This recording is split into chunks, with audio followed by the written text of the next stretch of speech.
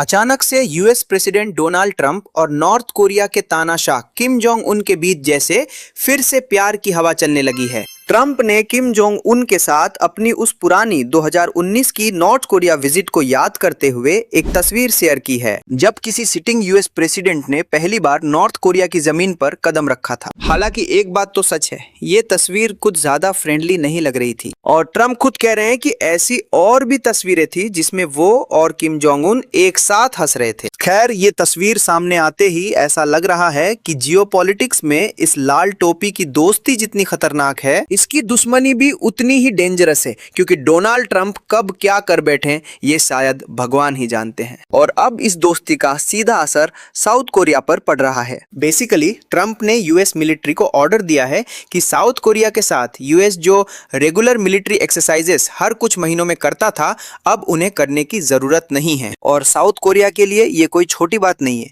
क्योंकि उनकी सिक्योरिटी का एक बड़ा हिस्सा आज भी यूएसए के मिलिट्री सपोर्ट पर डिपेंड करता है। लेकिन यहीं पर एक बड़ा सवाल खड़ा होता है, ट्रंप अचानक साउथ कोरिया के साथ ऐसा फैसला क्यों ले रहे हैं? इसका जवाब जानने के लिए हमें ईरान की तरफ देखना होगा। ट्रंप ने रिसेंटली एक इंटरव्यू में कहा है कि ईरान वॉर के दौरान जब अमेरिका को अपने फ्रेंड्स और एलाइज की सबसे ज्यादा जरूरत थी, तब कोई भी हेल्प करने आगे नहीं आया। ये क्लिप जरा देखिए। If you want to help, great. No, we will not help.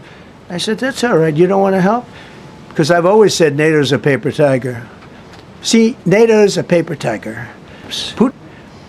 Think of it. And it's not just NATO. You know who else didn't help us? South Korea didn't help us. You know who else didn't help us? Australia didn't help us. You know who else didn't help us? Japan.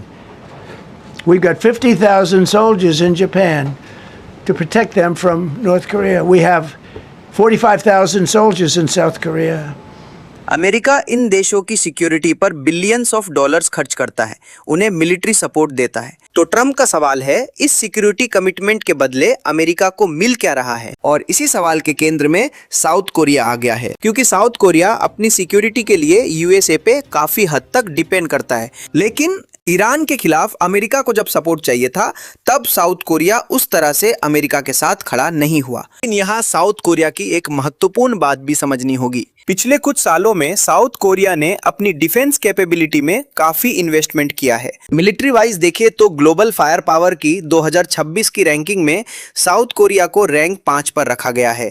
उनका defence budget 8 से 9% की दर से बढ़ा है और overall military budget अब करीब 47 billion dollar तक पहुंच चुका है। और यही इंडिया के साथ एक महत्वपूर्ण डिफरेंस है। भारत में डिफेंस बजट का एक बड़ा हिस्सा सैलरीज और पेंशन्स में चला जाता है, इसलिए नए इक्विपमेंट, टेक्नोलॉजी और मिलिट्री कैपेबिलिटी के लिए बजट का बड़ा हिस्सा सीधे इस्तेमाल करना मुश्किल होता है। हालांकि ग्लोबल फायर पावर की रैंकिंग को एब्सोल्यूट ट्रूथ नहीं माना जा सकता। ये रैंकिंग्स फ्लक्चुएट करती रहती हैं। अगर आप 2016 या 2017 की रैंकिंग देखें तो साउथ कोरिया टॉप 10 में भी नहीं था। यानी पिछले 10 सालों में साउथ कोरिया ने अपनी मिलिट्री कैपेबिलिटी इतनी तेजी से बढ़ाई कि आज वो रैंक 5 पर पहुंच गया है, फ्रांस और जापान से भी ऊपर। और इस ट्रांसफॉर्मेशन के पीछे एक बड़ा कारण था, डोनाल्ड ट्रंप का पहला टर्म। उस समय साउथ कोरिया के अंदर एक कंसर्न पैदा हुआ था, अगर कभी यूएस साउथ कोरिया से विड्रॉ कर लेता है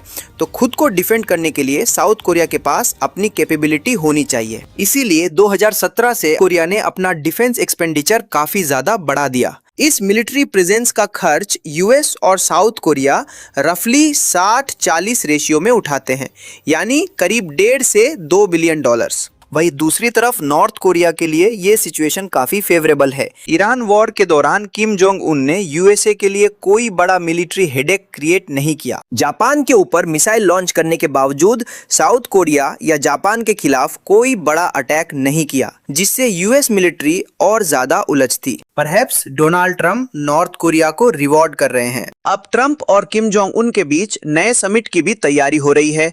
अब ये मीटिंग जापान और ऑस्ट्रेलिया के लिए भी एक बड़ी प्रॉब्लम क्रिएट करने वाली है। तो फिलहाल के लिए इतना ही, फिर मिलेंगे अगली वीडियो में और पॉलिटिक्स अपडेट्स के साथ।